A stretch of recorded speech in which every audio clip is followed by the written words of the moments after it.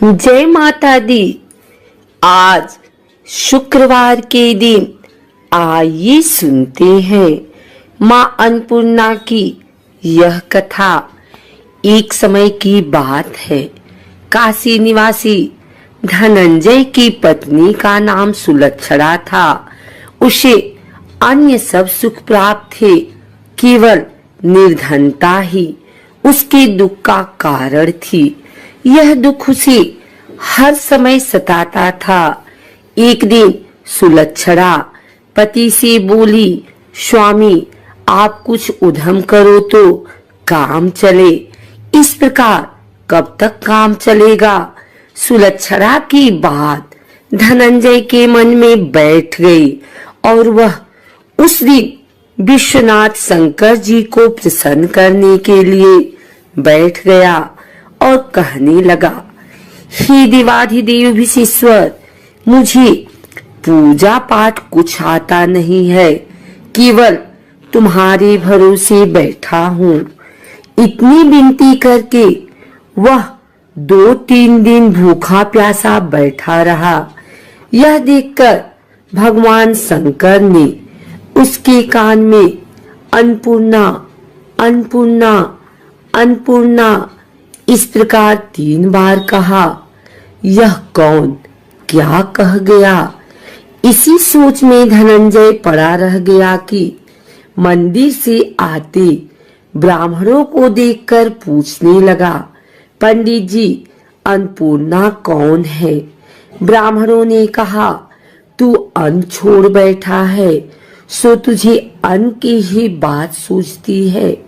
जा घर जाकर अन्न ग्रहण कर। धनंजय घर गया, स्त्री से सारी बात कही।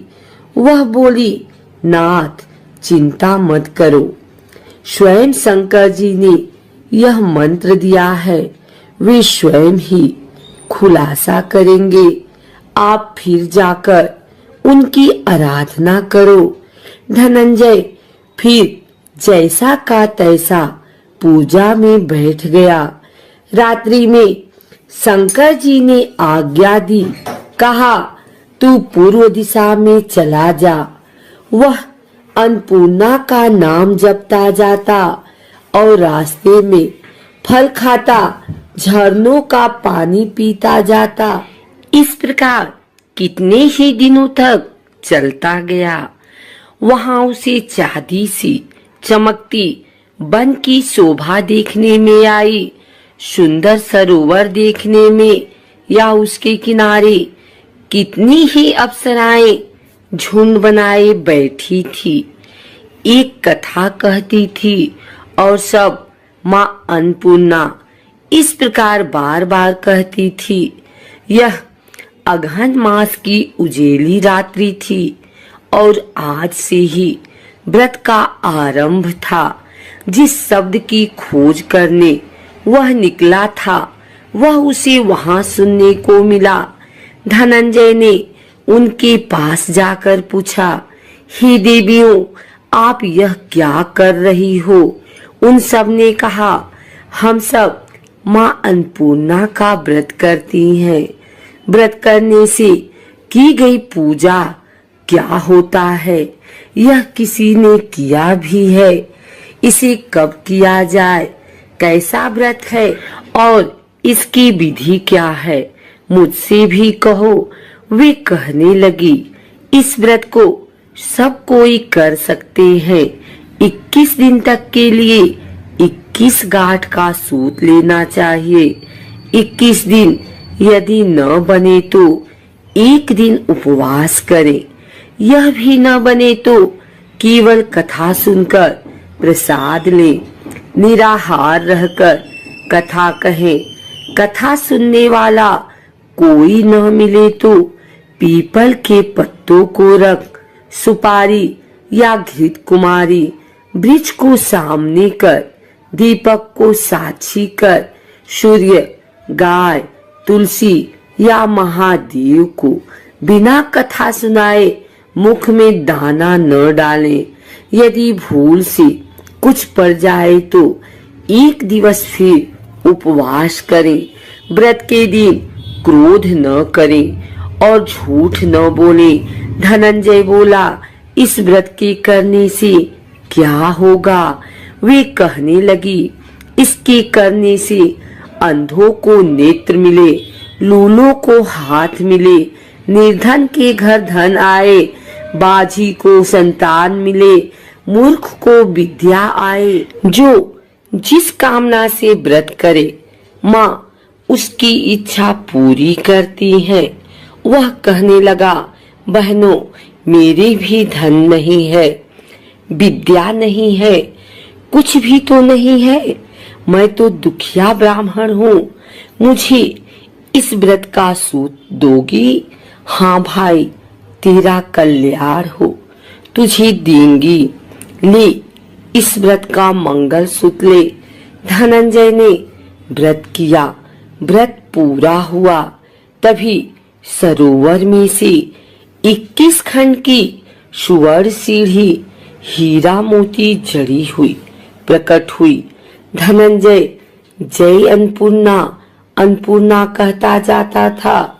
इस प्रकार कितनी ही सीढ़ियां उतर गया तो क्या देखता है कि करोड़ों सूर्य से प्रकाशमान अन्नपूर्णा का मंदिर है। उनके सामने सुवर्ण सिंहासन पर माता अन्नपूर्णा विराजमान है। सामने भिक्षा हेतु शंकर भगवान खड़े हैं। दिवंगनाएं चवर डुलाती हैं, कितनी ही हथियार बांधे पहरा देती हैं। धनंजय दौड़कर जगदम्बा के चरणों में गिर गया। देवी उसके मन का क्लेश जान गई। धनंजय कहने लगा, माता, आप तो अंतर्यामिनी हो, आपको अपनी दशा क्या बताऊं? माता बोली, मेरा व्रत किया है, जा, संसार तेरा सत्कार करेगा। माता ने धनंजय की जिह्वा पर बीज मंत्र लिख दिया। अब तो उसके रोम रोम में विद्या प्रकट हो गई। इतने में क्या देखता है कि वह काशी विश्वनाथ के मंदिर में खड़ा है। माँ का वरदान ले धनंजय घर आया। सुलक्षणा से सब बात कही। माताजी की कृपा से उसके घर में संपत्ति उमड़ने लगी। छोटा सा घर बहुत बड़ा गिना जाने लगा। जैसे शहद के छत्ते में मक्खियां जमा होती हैं, उसी प्रकार अनेक सगे संबंधी आकर उसकी बड़ाई करने लगे। कहने लगे, इतना धन और इतना बड़ा घर, सुंदर संतान नहीं तो इस कमाई को कौन भोग करेगा? सुलक्षणा से संतान नहीं है, इसलिए तुम दूसरा विवाह करो। अनिच्छा होते हुए भी धनंजय को दूसरा विवाह करना पड़ा और सती सुलक्षणा को सौत का दुख उठाना पड़ा। इस प्रकार दिन बीतते गए। फिर अगहन मास आया। नई बंधन से बंधे पति से सुलक्षणा ने कहलाया कि हम व्रत के प्रभाव से सुखी हुए हैं, इस कारण यह व्रत छोड़ना नहीं चाहिए। यह माताजी का प्रताप है जो हम इतने संपन्न और सुखी हैं। सुलक्षणा की बात सुन धनंजय उसके यहाँ आया और व्रत में बैठ गया। नई बहू को इस व्रत की खबर नहीं थी। वह धनंजय के आने की राह देख रही थी। दिन बीतते गए और व्रत पूर्ण होने में 3 दिवस बाकी थे कि नई बहू को खबर पड़ी। उसके मन में ईर्ष्या की ज्वाला दहक रही थी। सुलक्षणा के घर आ पहुंची और उसने वहां भगदड़ मचा दी। वह धनंजय को अपने साथ ले गई। घर में धनंजय को थोड़ी देर के लिए निद्रा आ गई। इसी समय नई बहू ने उसका व्रत का सूत तोड़कर आग में फेंक दिया। अब तो माताजी का कोप जाग गया। घर में अकस्मात आग लग गई। सब कुछ जलकर खाक हो गया। सुलक्षणा जान गई और पति को फिर अपने घर ले आई। नई बहू रूठकर पिता के घर जा बैठी। पति को परमेश्वर मानने वाली सुलक्षणा बोली, नाथ घबराना नहीं, माताजी की कृपा अलौकिक है। पुत्र कुपुत्र हो जाता है पर माता कुमाता नहीं होती। अब आप श्रद्धा और भक्ति से आराधना शुरू करो, वे जरूर हमारा कल्याण करेंगी। धनंजय फिर माता के पीछे पड़ गया। फिर वही सरोवर सीढ़ी प्रकट हुई, उसमें माँ अन्नपूर्णा कहकर वह उतर गया। वहां माताजी के चरणों में रुदन करने लगा। माता प्रसन्न हो बोली, यह मेरी स्वर्ण की मूर्ति ले, उसकी पूजा करना, तू फिर सुखी हो जाएगा। जा, तुझे मेरा आशीर्वाद है। तेरी स्त्री सुलक्षणा ने श्रद्धा से मेरा व्रत किया है, उसे मैंने पुत्र दिया है। धनंजय ने आंखें खोली तो खुद को काशी विश्वनाथ के मंदिर में खड़ा पाया। वहां से फिर उसी प्रकार घर को आया। इधर सुलक्षणा के दिन चढ़े और महीने पूरे होते ही पुत्र का जन्म हुआ। गांव में आश्चर्य की लहर दौड़ गई, मानता आने लगा। इस प्रकार उसी गांव की निसंतान सेठ के पुत्र होने पर उसने माता अन्नपूर्णा का मंदिर बनवा दिया। उसमें माताजी धूमधाम से पधारी, यज्ञ किया और धनंजय को मंदिर के आचार्य का पद दे दिया। जीविका के लिए मंदिर की दक्षिणा और रहने के लिए बड़ा सुंदर सा भवन दिया। धनंजय स्त्री पुत्र सहित वहां रहने लगा। माताजी की चढ़ावे में भरपूर आमदनी होने लगी। उधर नई बहू के पिता के घर डाका पड़ा, सब लूट गया। वे भीख मांगकर पेट भरने लगे। सुलक्षणा ने यह सुना तो उन्हें बुला भेजा, अलग घर में रख लिया और उनके अन्न वस्त्र का प्रबंध किया।